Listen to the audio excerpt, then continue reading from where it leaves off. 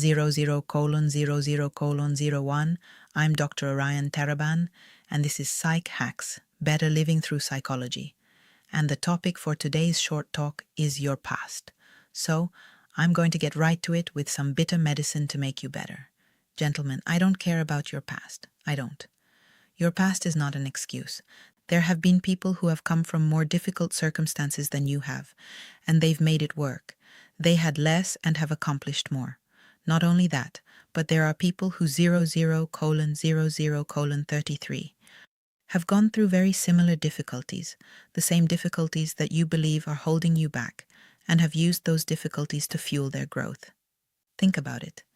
For every man who grew up with an alcoholic father and who then uses his past as an excuse for his own drinking, there's a man who grew up with an alcoholic father and uses his past as the reason why he doesn't drink.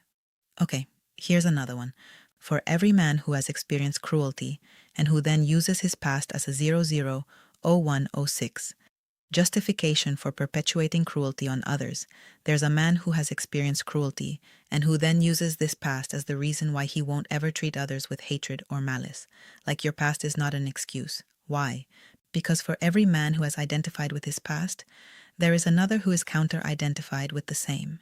And you can be the latter type of man, and you want to be this type of man, not merely because it makes the world slightly less hellacious for others, 00:01:40, though that's probably a good thing, but because it's ultimately better for you. It's not possible for people to move forward in life when they consider themselves victims of their personal histories. I'll say that again. It's not possible for people to move forward in life when they consider themselves victims of their personal histories. Frankly, I think women are more guilty of this than men are. But given the fact that men's pain does not evoke the kind of sympathy that women's pain does, 0 hours, 2 minutes, 15 seconds.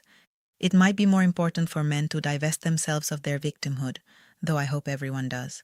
The concept of trauma has been woefully overgeneralized in the popular imagination, to the point that pretty much anything that results in the sensation of pain can be labeled as traumatic, and that is, not everything is traumatizing. In fact, if we're really thinking clearly, we like to do that here.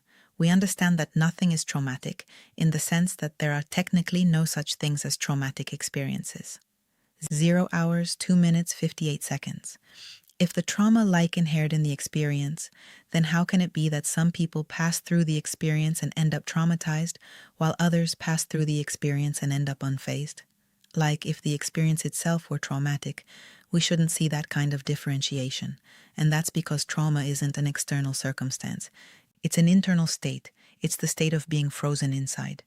Time passes, the world moves forward, but the traumatized individual is stuck. 00:03:35. The stuckness is the trauma, not the bad thing that happened in the past. And on some level that should be a relief. Why? Because we can't change the bad thing that happened. That is now an indelible fact in your personal history. But we can change our internal state relative to what happened. It's not always easy, but it has the decided advantage of at least being possible. Want my advice whenever you need it. Introducing Orion AI, a speech-enabled agent trained on my entire body of work. 00:04:16 now at your fingertips. Orion, you wouldn't just tell me what you think I want to hear, would you? No. That's actually the one thing I'm designed not to do. Validation is cheap. You can get that anywhere.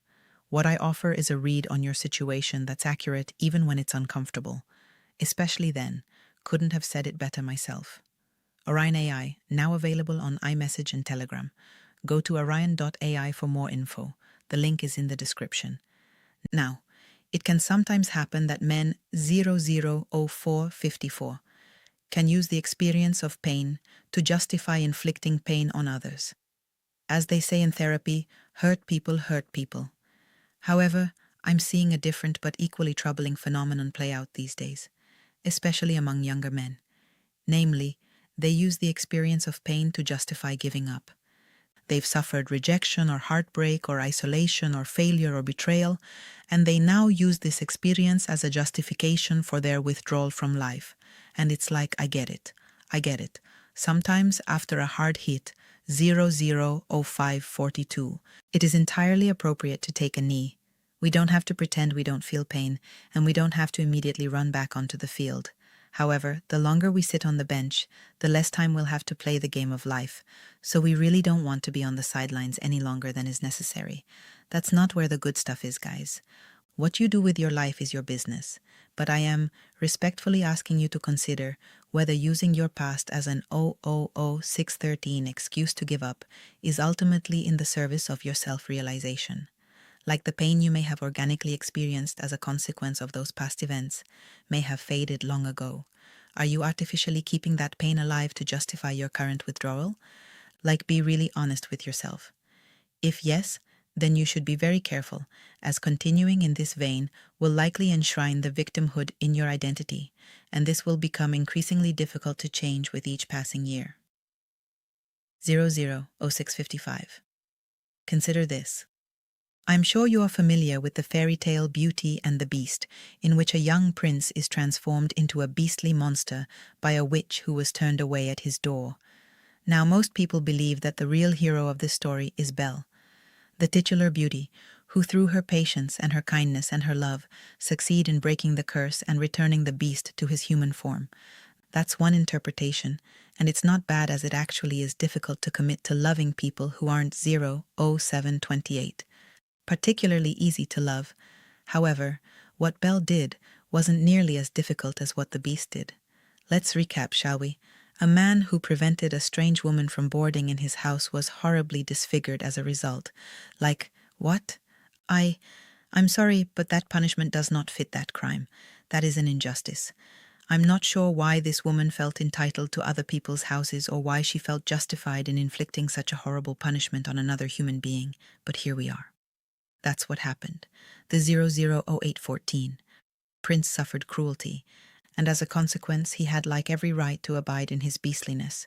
He had every right to shut himself away in his castle and withdraw from life. He had every right to withhold kindness and trust from a world that denied it to him. Do you understand?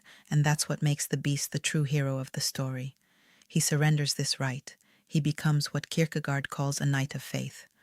A man who is willing to surrender his pain and sin in the service of something higher. 0 hours, 9 minutes, 2 seconds. And it's this surrender and not Belle's love that transformed the beast into a man. Like, he had to choose to believe in love after pain, which was what allowed Belle's love to have an effect. It takes an inordinate amount of courage to do this. It's very difficult to trust after a betrayal, to love after a heartbreak, to remain hopeful after another failure. But the alternative is a beastly withdrawal into the fortress of trauma. That's what this story is about, guys. True, if you do that, nothing might hurt 0 hours, 9 minutes, 45 seconds. Except of course the pain you continue to nurture to justify the withdrawal. But nothing can help you either. It's a form of death in life. And trust me, buddy, for better or worse, this is all going to be over before we know it. So there's no need for us to arrive any sooner than we otherwise will. People say, once burnt, twice learned. And on some level, that's the appropriate function of pain to motivate aversion. However, you need to be honest with yourself. The memory of the pain might 0 hours, 10 minutes, 21 seconds be hurting you more than the pain you experienced at the time. Don't give up on yourself, man. I'm not convinced that the events of your past justify the sacrifice of your future. What do you think? Does this fit with your own experience? Let me know in the comments below. And please, send this episode to someone who you think might benefit from its message. I know you know a guy who needs to hear this. Help a guy out. Because it's word-of-mouth referrals like this that really help to 001048. Make the channel grow. Other value props, anyone looking to join my free weekly newsletter, for which I write original content and do cool stuff, or book a paid one-on-one consultation with yours truly, can find out more on my website. There's also my books, the bestseller The Value of Others, in which I explore my economic model of relationships, and my novel Starry Night, where I discuss the final days of painter Vincent van Gogh's life through a psychological lens. Finally, there's my private community, 001117 The Captain's Quarters. I love this place. You've listened to all these episodes. You understand the general theory. How do you apply it to your own life? That's what the CQ is for. I host live group consultation calls. You bring your problems. I offer you solutions in real time. Check it out. The links to everything are in the description below. As always, I appreciate your support and thank you for listening.